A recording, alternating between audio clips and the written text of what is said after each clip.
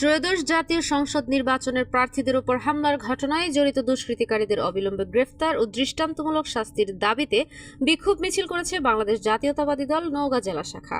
নওগাঁ থেকে আবুজার গাফফারির প্রতিবেদনে বিস্তারিত। শনিবার নওগাঁ শহরে আয়োজিত এই বিক্ষোভ মিছিলে জেলা বিএনপি ও এর অঙ্গ সহযোগী সংগঠনের বিপুল সংখ্যক নেতাকর্মী অংশগ্রহণ করেন।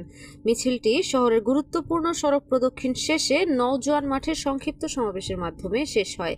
বিক্ষোভ মিছিলে উপস্থিত ছিলেন নওগাঁ জেলা বিএনপি সভাপতি আবু বকর সিদ্দিক নান্নু, নওগাঁ সদর 5 আসনের বিএনপির মনোনীত ধানের শীষের প্রার্থী জাহিদুল ইসলাম ধুলু, সাংগঠনিক সম্পাদক নুরি আলম মিঠু, শফিউল আলম ভিপি, রানা খায়রুল আলম গোল্ডেন, জেলা বিএনপির সাবেক সদস্য সচিব বাইজিদ হোসেন পলাশ।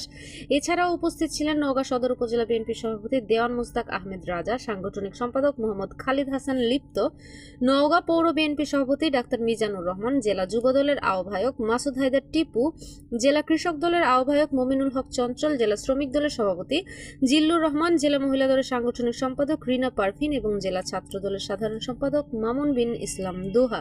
সমাবেশে নেতারা বলেন, নির্বাচনী মাঠে বিরোধী দলীয় প্রার্থীদের উপর পরিকল্পিত হামলা গণতন্ত্রের জন্য হুমকি স্বরূপ।